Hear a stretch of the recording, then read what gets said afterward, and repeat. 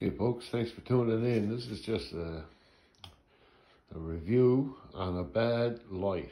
This is the Unifarm UFO 200 light. Now, I bought this, basically, it had a lot of red in it, so I wanted to use it just for flower, so it's just out of warranty, and it's busted. It's a shitty light overall. Now, all these marks that you see here, the red dots, are the LEDs that are out. I think there's like 26 altogether. Each panel has 49 LEDs.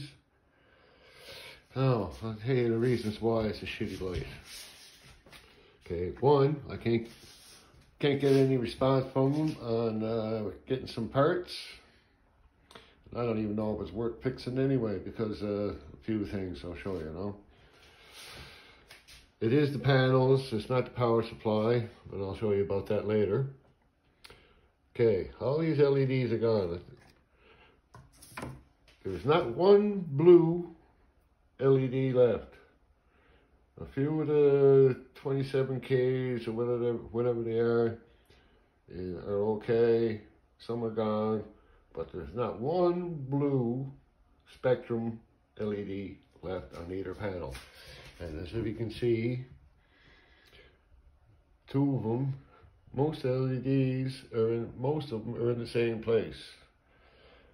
And a few of them are on the edges. You can see where it gets really, really hot on the edges. Look all the way around. Both boards are like it. It's not dirt. It doesn't wash off. And I'll show you the reason why.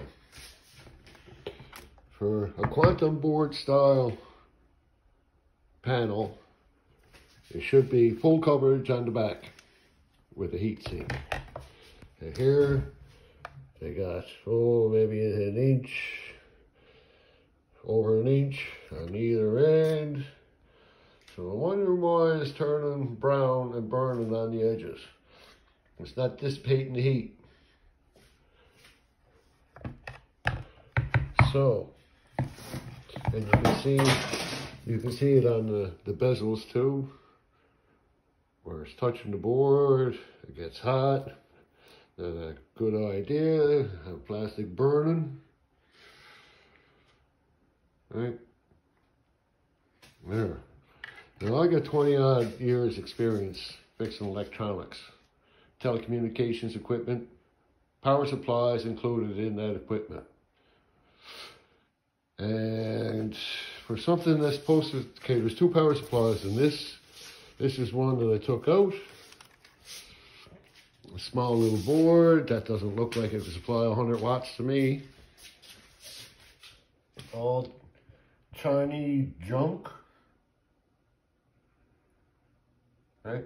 And if you look, this is where the AC comes in right here. That's supposed to be a bridge rectifier.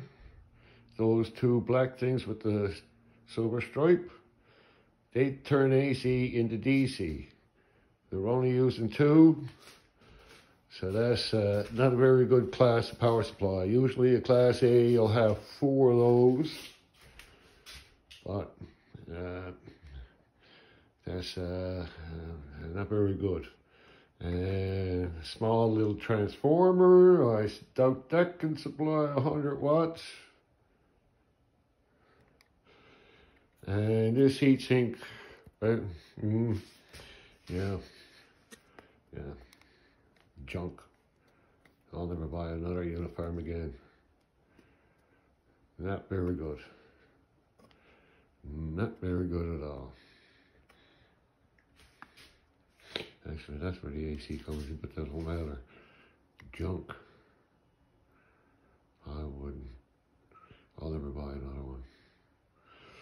You can, so, just to tell you, like, okay, these LEDs are Epistar 3030s. The highest wattage I can see is 2 watts. They make them in 1 watt and 2 watt models. Now, supposing these are 2 watts, There's 7 by 7, which means there's 49 LEDs, right? That's a 100-watt panel. So if they're only 2 watts, that means you're 1 LED shy of 100 watts. So you're only driving 9, right? You only have 98 watts worth of LEDs, not 100 watts. So you're overdriving LEDs, overdrive them. Heat sinks are too small. Because in electronics, the basic rule of thumb is, if you've got 100 watts, you only drive it, say your power supply is 100 watts, or your panel is only 100 watts.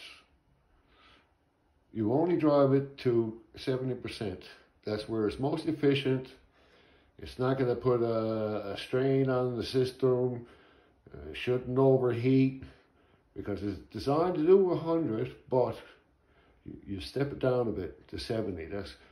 It's like the 100-year storm. You always build whatever, a bridge or whatever, for the 100-year storm. Well, it's kind of the same logic, right? You don't build it for 100 watts and then let it go at 100 watts steady, all belt. I only use this for flour because I had a lot of red in it.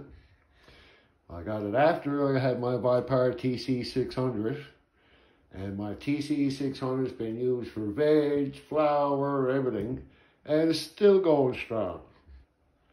Way better product, way better. Better design, the whole 9 yards. So I'm just saying, like, don't waste your money. Anyway, folks, thanks for tuning in. I'll give you an update on one of my grows, on my grow there now, next to the wall. See you later. Peace.